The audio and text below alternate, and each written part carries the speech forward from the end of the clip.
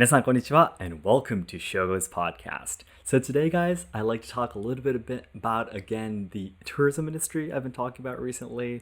It's kind of like a little bit of a sad news, I guess. It is something that I think a lot of people already know of, but the Japanese government has been saying that they will start accepting tourists into Japan from June, about 20,000 people per day. However, it seems for tourism, if you want to come to Japan just for tourism, you have to follow a certain tour by a certain guide that's run by a certain company that's signed by the government. So basically, you won't be able to freely go wherever you want to, just like you could in the past, before COVID and everything. So unfortunately, of course, the activity that I'm thinking of is definitely not going to be one of the activities that the people will be able to come to. So it's going to be difficult for me to, even if I quickly start the activity I've been talking about recently, just in case for those of you who haven't listened to the podcast, I'm thinking of challenging myself in the tourism industry again recently, and I'm thinking of an cultural experience facility where the guests can experience trying out the katana, doing the drawing and sheathing, cutting up some mats, and also a short, very simple tea ceremony experience too. And I was really excited.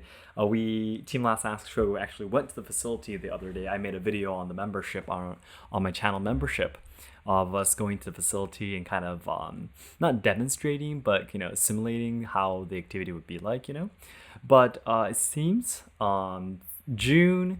And this is the main topic today is that I'm trying to say what I am believing is going to be happening from now on, is that once it actually starts opening up in June, tourists would be coming in. I think there's two things that can happen.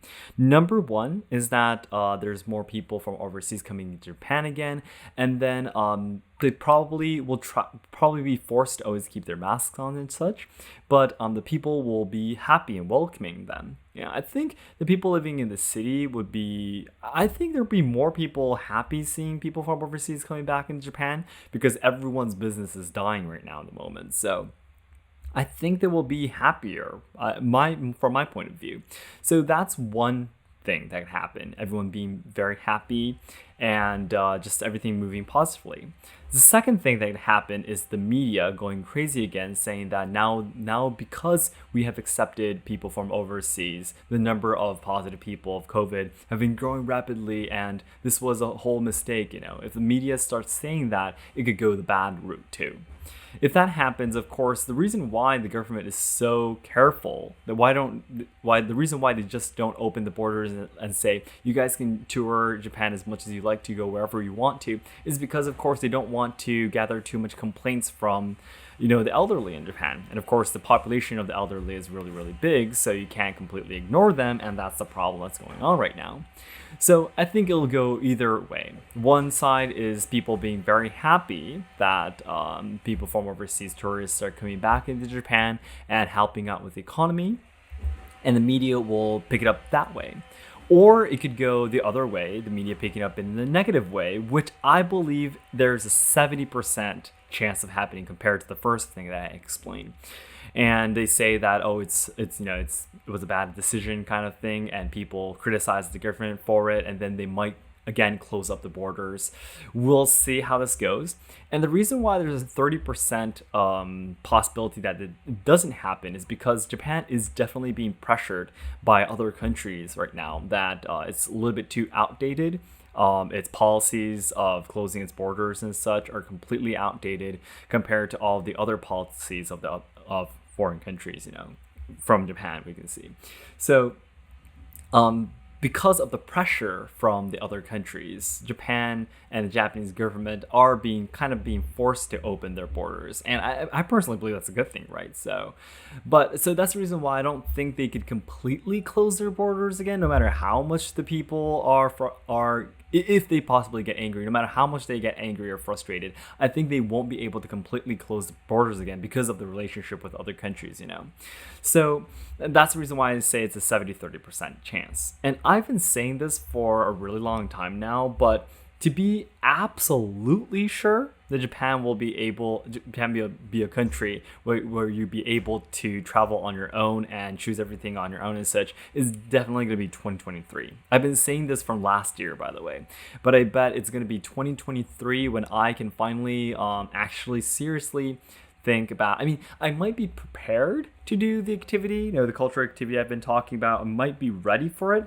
but I'm not going to be expecting any guests coming until 2023. I should not keep my hopes up. That's the thing I wanted to say. Yeah, so I guess I will try to get everything ready as much as possible. But actually starting it is probably might not be happening this year. I mean, my expectations, or what I'm expecting that's going to be happening in the future, is probably Japan opening up its borders in June, and then it kind of closes up a little bit, try to suppress the frustrations and the anger of the people, and then they finally open up. It's kind of like opening, closing, going back and forth, and gradually opening up is probably what's going to be happening in Japan from now on. So that's just one thing I wanted to share with you, unfortunately. And if you're really hoping to come to Japan to travel, I really do not. I personally would want to ask you to wait until you're able to freely travel Japan, because tours are just tours, right? So I mean, if that's comfortable with you, that's completely fine. But if you really want to look at the details of Japan, like the things that I introduce in my videos and such, it'd definitely be better if you can travel on your own and choose where to go and what to do and such. So that would definitely be my recommendation. All right. So then everyone, as I always say, the ultimate goal of my life is to make all Japan lovers' dreams come true. So I know that there's a lot of people studying Japanese willing to come to Japan to travel, study, or work, or even train your traditional culture and such.